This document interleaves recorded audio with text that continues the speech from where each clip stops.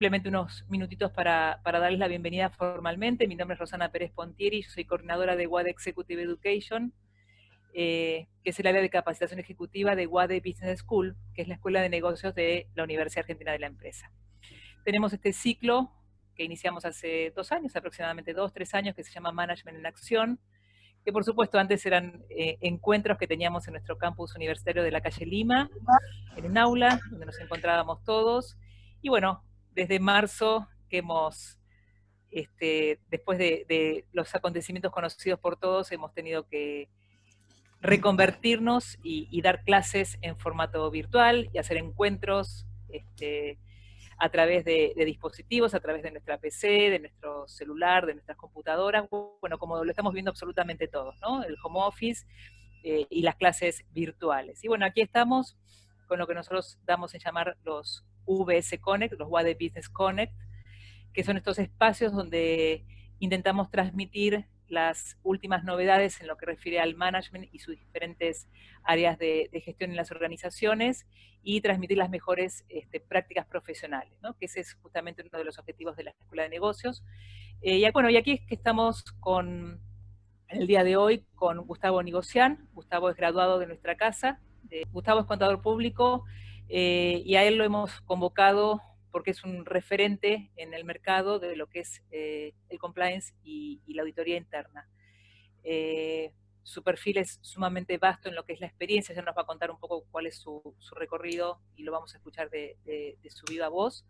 Y nos parecía interesante hablar de este tema en el contexto de pandemia, en el contexto tan específico que estamos viendo hoy en día. Así que bueno, lo que les propongo es pasarle la palabra a Gustavo. Les voy a pedir, sí, como regla general, por favor, que mantengan apagadas sus cámaras y sus videos, sus cámaras y sus micrófonos, por lo menos hasta el momento que Gustavo decida abrir un poco el juego, bueno, o cuando él lo indique, para que pueda ser un poquito más fluido el tráfico del video y del audio, y bueno, de Gustavo, que es el que nos interesa escuchar en este momento. Así que bueno, les agradezco muchísimo la presencia, gracias por aceptar estas propuestas y bueno, quitarles un ratito a su tiempo personal para venir y escuchar cosas que nos interesan a todos. Gustavo, tenés la palabra. Muchísimas gracias, Rosana. Gracias a todos los que se fueron sumando. Mucha gente amiga, conocida, y otros que seguramente tendré el gusto de conocer. Bueno, para los que no me conocen, mi currículum incluye ser gerente de Tenaris durante la mayor parte de mi carrera, director de Aerolíneas Argentinas y director de Compliance y Control Interno en Corporación América Airports. Además, como decía Rosana, egresado de la UADE, con lo cual tomé con mucha gratitud esta convocatoria para poder exponer un poco y transmitirles por lo menos mi opinión. Esto es simplemente una opinión personal de cómo está la situación actual y cómo impacta esta situación en las funciones de compliance y control interno. Entonces, como objetivo, trataré de hacer un diagnóstico de la situación, ver cómo afecta esta situación en las funciones de control y qué oportunidades nos brinda como profesionales.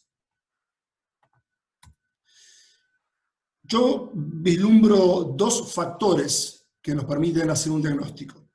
El primero, la caída del PBI. Una caída del PBI muy significativa, muy superior a la de la crisis del 2008. Estamos hablando de un PBI que había caído 0,1% y actualmente, según proyecciones del Fondo Monetario Internacional, a marzo de 2020 estamos en un 3%, o sea, 30 veces más, que si se mantiene en el segundo semestre pasaría al 6%, y que si no se revierte durante 2021 llegaríamos a un 11%. Esto en realidad implicaría la mayor recesión desde la Segunda Guerra Mundial. Y uno dice, bueno, a ver, tengo un 3% de caída del PBI. ¿Cuánto es un 3%? No parece mucho en principio, pero para hacerlo gráfico, acá tenemos el mapamundi. Un 3% es equivalente a toda Francia. Es como que Francia desaparezca.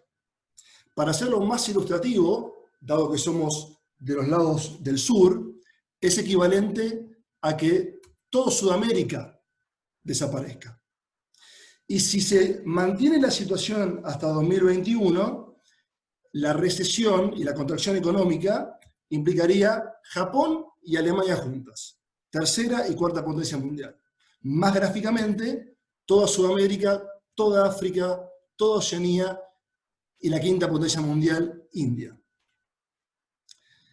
¿Por qué está sucediendo esto? ¿Por qué este impacto? Básicamente porque, a diferencia de la crisis de 2008, que muchos de los que estamos acá compartiendo esta charla la vivimos, en su momento, cuando existió la recesión en Estados Unidos y en las potencias económicas, los capitales se dirigieron hacia los países emergentes. Con lo cual, realmente, ustedes recordarán las BRICS, hubo una explosión de los mercados emergentes, Brasil, China, India, Rusia, recordarán que crecieron a tasas enormes. Y lo pueden ver en el segundo gráfico. Mientras que ahora todas las economías se ven afectadas. Las economías industrializadas, porque en definitiva no están produciendo. Las economías que dependen del tráfico aéreo, o sea, del turismo, porque no hay tráfico aéreo. Y las economías emergentes no están los capitales manteniéndose siquiera, sino emigrando por una falta de confianza, primero por incertidumbre y segundo por una falta de confianza de la capacidad de recuperación sanitaria. Entonces, esto es muy importante entenderlo. Lo que se proyecta, según el Fondo Monetario Internacional, son 170 países con recesión. El último gráfico, que pueden ver a la derecha, es elocuente.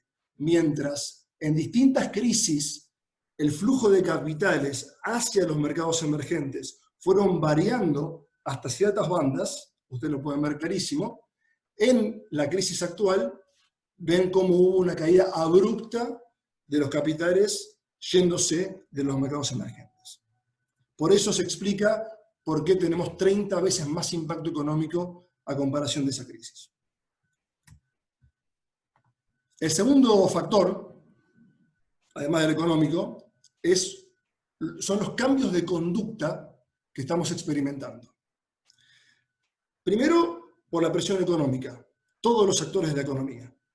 Segundo, las personas, el distanciamiento y la actividad en línea. Y tercero, los gobiernos, por la presión ante las urgencias. Y acá me detengo un segundo, y muchos de los que están compartiendo esta charla lo conocen y otros no. Por ejemplo, veo al doctor Bulo, que agradezco mucho que se sume. Básicamente me detengo en la inoxidable teoría del triángulo del fraude, ¿sí? Que yo llamo desvíos de conducta. Que básicamente, para quien no lo conoce, una persona o una institución comete un hecho directivo si se cumplen 3 factores al mismo tiempo, ¿sí? Esto es una teoría que desarrolló un criminólogo, Donald Creasy, en 1950, y se mantiene vigente hasta el día de hoy. Y los 3 factores son la presión económica, que se llama necesidad, need o greed, también le dicen por la ambición, pero básicamente por la necesidad. Segundo, por la oportunidad, el hecho de que exista una ventana, existe una falta de control que permita que se ejecute el ilícito. Y hoy lo que nos está sucediendo es que tenemos presión económica, por lo que les expliqué antes, y segundo, que tenemos oportunidades, o sea, existen oportunidades o desvíos de control, porque los cambios de actitud, los cambios de costumbres que estamos viviendo, claramente los controles internos no lo van a acompañar en el corto plazo. Distintos procesos primero se ejecutan y luego acompaña el control interno. Y ahora lo vamos a ver con ejemplos concretos en el mundo. Y el tercer elemento, además de la presión económica y la oportunidad, la falta de control para que se cometa un ilícito, es la racionalización. Es que la persona que está cometiendo un ilícito piensa que lo que está haciendo está bien, consciente o inconscientemente. Generalmente es inconsciente. Pero vean bien, hoy hay urgencias. En el 2008 teníamos una presión económica clara y claramente teníamos mayor exposición a ilícitos, a no cumplimientos o fraudes por la presión económica, uno de los ejes. Hoy lo que yo veo es que sumado a los cambios de procesos que están habiendo o cambios conductuales, más las urgencias, tenemos un triángulo o tenemos 3 condimentos que nos pueden llevar a que haya un incremento concreto en el riesgo de incumplimientos o fraudes.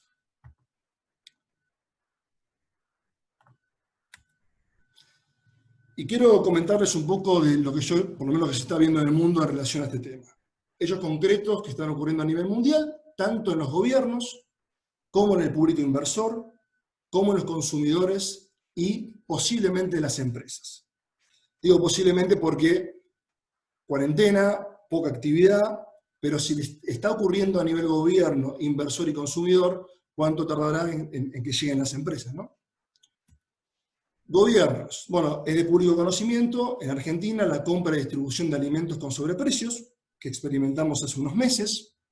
En España se compraron y distribuyeron 58.000 kits de test de COVID-19 que luego se determinó que no eran confiables, ni que el vendedor tenía licencia para distribuirlo.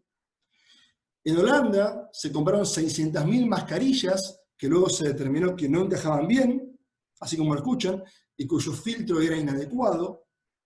Es decir, estas cuestiones pasan porque existe un hecho de corrupción o porque existe una falta de control ante la urgencia, sea uno u otro, está o la oportunidad, ¿sí?, por la falta de control, o realmente la necesidad que no permite seguir un protocolo, si existe ese protocolo, para que se eviten estos hechos. Si hablamos a nivel de gobiernos, en Estados Unidos, el Servicio Secreto de Estados Unidos emitió una alerta por reclamos de seguro de desempleo utilizando información de víctimas de robo de identidad. ¿Qué están haciendo? Por diversos mecanismos que luego van a ver, obtienen la información del seguro social de personas que están desempleadas y terminan obteniendo el dinero correspondiente a esas personas. Por falta de control, por urgencia nuevamente. Y en Alemania hubo un fraude muy interesante que acá le dejo el link más abajo para que lo puedan explorar, porque hubo una triangulación entre Alemania, Irlanda y Holanda. La Interpol lo descubrió, tenía que ver con la compra de 10 millones de máscaras a 10 millones de euros, donde el comprador del gobierno entró a la página web, que era legítima, y hizo clic o utilizó mails que eran legítimos, pero que estaban controlados por hackers, estaban comprometidos. Con lo cual continuó la negociación. Lo primero que dijeron fue, no tenemos suficiente stock, a propósito, pero tengo un partner que está en Irlanda, un representante, que te puede ayudar. Y este partner, a su vez, otra parte de la provisión lo llevó hacia Holanda. Cuestión que, se lo resumo, se pagaron 1,5 millones de euros a una cuenta de Holanda y 850.000 euros a una cuenta de Irlanda, de forma anticipada, otro indicio de fraude, y nunca llegaron los materiales. Mientras hablo con ustedes, estoy admitiendo a algunas personas más que para el ingreso. Bien. Eso en cuanto a los gobiernos. En cuanto al público inversor, la Securities and Exchange Commission suspendió la cotización de 32 empresas por reportes, publicaciones e incluso tweets falsos, orientados a subir ficticiamente el precio de las acciones. Y les muestro algunos ejemplos. Esto está publicado en la página de la SEC. Una empresa diciendo que tiene la capacidad de fabricar rápidamente equipos de protección personal para satisfacer las necesidades de la comunidad médica mundial durante la pandemia del COVID-19. Otra empresa indicando la capacidad para vender artículos al por menor de gimnasios que generarían ingresos extraordinarios como resultado de la pandemia. Otra compañía indicando que desarrolló una droga y que tiene la capacidad de acelerar la aprobación regulatoria de dicho tratamiento. Una tercera que desarrolló tecnología para fabricar y vender un kit que proporciona resultados en 15 segundos Esto está en la página de la SEC, lo pueden comprobar ustedes mismos, aunque parezca grotesco, en base a una pequeña muestra de sangre con un pinchazo en el dedo, y pronostica que se venderán hasta 525 millones de kits en el primer año de producción. 525 millones de kits son casi la población de América del Norte. Además, la existencia de órdenes de clientes, ¿no? O sea, de estos casos que les comento, la existencia que ya hay órdenes de clientes comprometidos.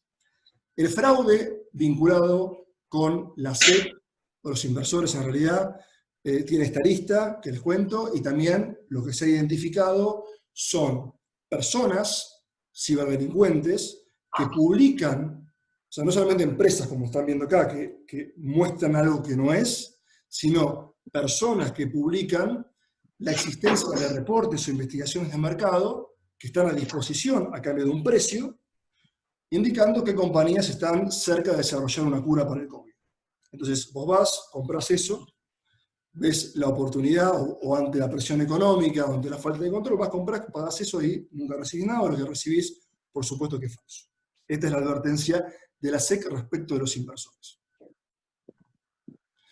Respecto de los consumidores, la compañía CenturyLink, que es una compañía que provee servicios de red y es una de las que compone el índice bursátil S&P 500, comenta que el tráfico de Internet subió un 35%. A raíz de esto también se incrementaron los delitos por esta vía. Y les voy a comentar básicamente cuáles son los más importantes. Pero primeramente, para ilustrar los números, la Comisión Europea de Defensa del Consumidor y el Departamento de Justicia de Estados Unidos, en una iniciativa público-privada, junto con Google, eBay y Amazon, llegaron a estas conclusiones. O sea, Google dio de baja 80 millones de sitios que no cumplían con los requisitos o que indicaban fraude vinculado con el contexto económico actual, de aprovechamiento del consumidor. eBay dio de baja 17 millones de publicaciones y Amazon redujo, o sea, vio reducir 77% el número semanal de publicaciones de nuevos productos con afirmaciones relacionadas con el coronavirus. Ustedes se preguntarán, bueno, 17 millones en eBay, ¿cuánto es? ¿Es mucho? ¿Es poco? Bueno, ustedes pueden verificar en el 10K, o sea, en el informe, en el balance que emite eBay, cuál es el volumen de transacciones que realiza en un año y cuál era el volumen de anuncios activos que tenía al cierre de 2019. Son 1.000 millones de anuncios. O sea que 17 millones de anuncios es casi el 2% de anuncios de eBay. Pero el tráfico de eBay durante el año son 90.000 millones de transacciones. El 2% de 90.000 millones de transacciones son 1.500 millones de transacciones. Con lo cual es importante lo que está pasando en materia de estas plataformas. ¿Cuáles son los anuncios o cuáles son las metodologías que están utilizando para defraudar al público consumidor? Productos con supuestos efectos curativos o preventivos contra el coronavirus, afirmaciones inexactas sobre la escasez de productos para obtener o subir los precios de forma excesiva, sitios web lícitos que pretenden solicitar y recolectar donaciones, sitios web de compañías y servicios legítimos que se utilizan para facilitar la distribución, el control del software malicioso. Esto es relacionado a lo que les contaba al principio de Alemania. El comprador entró a un sitio web legítimo, pero cuando hicieron clic en el mail para hacer el pedido de cotización, ese mail estaba controlado por hackers. Y continúa después la historia que les conté antes. Y también puede pasar que vos haces clic y entra un software malicioso, el ransomware, que termina controlándote tu máquina a cambio de una liberación paga. Sitios que solicitan al cliente a que colabore con la distribución de ayuda financiera, eso se está viendo mucho en Estados Unidos, es la mula financiera, así como existen mulas por tema de drogas, está proliferando mucho reclutar gente necesitada, después de hacer una ingeniería social, para utilizar sus cuentas bancarias, recaudar todo el producido de los hechos que les estoy contando, y después transferir en dinero ¿sí?, hacia los reclutadores, de forma tal que sea dificultoso el rastreo del dinero y termina exponiéndose la persona que está oficiando de buena fe, ¿sí?, como agente financiero o como persona que está colaborando por un fin supuestamente bueno, noble. Luego, métodos inusuales de pago requeridos, como criptoactivos. Quien le gusta la criptomoneda, bueno, tampoco es una mala palabra, pero no es algo muy común, pero se está viendo mucho también tarjetas prepagas o pagos en dinero, o sea, pagos anticipados, es otro red flag. Sitios con ofertas agresivas, último minuto, última oferta, o que informan demoras ajenas a su control, lógicamente luego de que la persona se ha hecho el pago. Y sitios que parecen originales, pero que tienen mínimas diferencias en la dirección de web. Así, esto es distinto a lo que les conté antes, que eran sitios reales. Acá, por ejemplo, en vez de decir .gov, dice .org, y se termina cometiendo el ilícito. Esto está pasando en serio y es tan importante que la Comisión Federal de Comercio de Estados Unidos reporta en las últimas semanas más de 10 millones, o un crecimiento de más de 10 millones en estafas. Y esto parece un chiste, pero sucede. Lo que han creado es un bingo, ¿sí?, lo pueden ver en internet, y lo han publicado para que el consumidor pueda identificar cada vez que recibe una llamada telefónica o cada vez que ve un anuncio en internet sospechoso, identificarlo, ¿sí? Por ejemplo, más allá de los temas que les comenté, también están existiendo ofertas para poder disminuir el interés, o llamadas para disminuir el interés de las hipotecas, o condonar las deudas estudiantiles. Bueno, cada vez que existe un hecho por el estilo, marcar qué hecho uno fue víctima, o intento de víctima, y que los publique en las redes sociales para generar conciencia interna entre los consumidores. FTC Scam Bingo. Interpol y la FBI también lanzaron medidas de prevención, básicamente relacionadas con dominios maliciosos, el malware, que es ni más ni menos que hacer clic y que termine teniendo un virus en tu computadora, y el secuestro de datos, lo que les decía antes, que te tomen el control de tu computadora a cambio de una liberación en dinero, y básicamente lo están advirtiendo en hospitales, principalmente en organismos gubernamentales, por estar ellos focalizados, lo que decía antes, focalizados en la urgencia, lo que deja de lado los procesos y los procedimientos de control, y lo que favorece el hecho de actuar rápidamente sin hacer verificaciones, ¿sí? No estar atento a temas de control, que es lo que a nosotros nos interesa que ocurra, en aras de cumplir con la emergencia. Y da algunos tips, ¿no? Si hay comunicaciones solo por correo electrónico y negativa, comunicarse por teléfono o plataformas de voz o de video para verse la cara, urgencias inexplicables, cambios de última hora en las instrucciones de transferencia, esto es lo que había pasado en el caso de Alemania también, cambios de última hora de la plataforma, triangulaciones, bueno, ahora tenés que seguir en esta plataforma, o solicitudes de pago anticipados cuando antes no era requerido para contratar ese servicio. Hasta ahí lo que vimos en cuanto a gobiernos, público inversor y consumidores. En las empresas, yo honestamente no tengo referencias y tampoco se puede ver mucho en información pública si las empresas están sufriendo, más allá de las obvias calamidades económicas, cuestiones de control interno. Pero esto lo dejo abierto para que lo pensemos. Algunos temas que a raíz de la menor presencia física, la mayor presencia en línea y la posible inexistencia de protocolos frente a las urgencias y a otros temas que vamos a ver, valga la pena poner el ojo.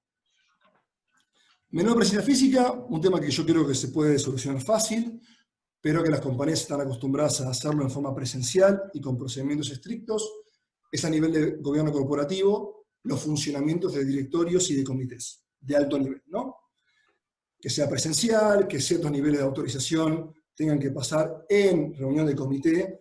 Bueno, es algo que creo que fácilmente se puede hacer, pero que muchas compañías tienen que adecuarse. A nivel ya transaccional, sí, lo que veo es una exposición a riesgos de lo que son las autorizaciones de transacciones críticas. Aquellos que no tengan sistemas adecuados para hacerlo, ¿sí? Que tienen un sistema sólido, está creo que perfecto, pero quienes utilizaban papel o algún workflow distinto, bueno, ahora estar, no estar o no tener ese workflow, ¿cómo autorizar?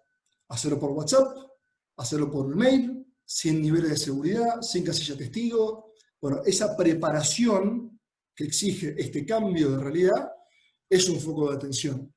O directamente las dificultades de controlar aquello que requiera de la observación para poder avanzar con determinada transacción. ¿Sí? Por ejemplo, la certificación de servicios. ¿Sí? Por ejemplo, la observación de la factura que requiera firma hológrafa para que sea contabilizada. A nivel de la función de cumplimiento de auditoría interna, las investigaciones. Cómo probamos documentalmente, cómo hacemos una entrevista, si necesitamos un escribano todavía. Podemos hacerlo a distancia, por supuesto, pero una entrevista siguiendo los protocolos que nos recomienda la ACFE sabemos que es mucho más complicado. Y ni hablar de mantener la cadena de custodia. Si tenemos que hacer, por ejemplo, copias de un disco rígido con los procedimientos adecuados, con el equipamiento adecuado, ciertamente va a ser muy difícil. En cuanto a la mayor presencia en línea, un poco lo que venimos hablando, sumado al riesgo del data leak. Aquellas empresas que no han tenido todavía tiempo de clasificar su información, de determinar qué información es pública, qué información es de uso interno, qué información es confidencial o altamente confidencial, y a través de a partir de esa información, cuáles son los circuitos adecuados de comunicación, qué puede ser por WhatsApp, qué puede ser por mail, o qué puede ser simplemente en forma presencial, que aquellos que no lo tengan definido corren más riesgos de aquellos que lo tienen. Y lo mismo con las comunicaciones con el malware, ransomware, que les había dicho, y BEC, que es el compromiso Business Email Compromise, ¿no? O sea, el hecho de, como les decía antes, que te tomen el email y que se hagan pasar por vos. Y por último, la posible inexistencia de protocolos. Es decir, ante las urgencias, como pasó en el gobierno, ¿tenemos protocolos? ¿Cuáles son las condiciones de emergencia? ¿Qué evidencias tengo que tener para justificar una compra directa? ¿Sí? O para asegurarme que no estoy contratando a alguien que no me va a poder proveer, como ya ha pasado. Respecto de los bienes, protocolos para el revalúo de los activos. En muchas industrias, el hecho de acumular stock y no poder despachar va ciertamente a provocar una erosión de esos bienes, una devaluación de esos bienes. Los créditos por cobrar, el hecho de que haya un corte en la cadena de pagos, como está viendo, nos va a obligar a revaluar los créditos a cobrar. Las provisiones, lo mismo, las mayores deudas. Las inversiones que tengamos, posibles impairment de inversiones. La adecuación de los contratos existentes. Mantenemos los precios que teníamos, las cantidades, los términos y condiciones, qué riesgos estamos asumiendo con los términos y condiciones y las acciones que tenemos que tomar sobre los créditos y las deudas para reevaluar los contratos y empezar de cero.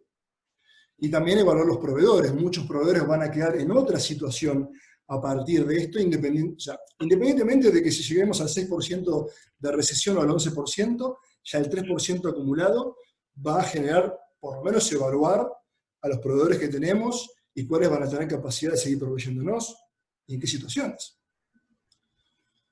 Con lo cual, para ir resumiendo las conclusiones, tenemos una recesión importante, con proyección también importante, que se suma a cambios de conducta de la gente, que impacta en riesgos de desvíos de conducta, ya sea por error, omisión, o porque tenemos una ventana más grande para que entre la persona que quiere cometer un ilícito.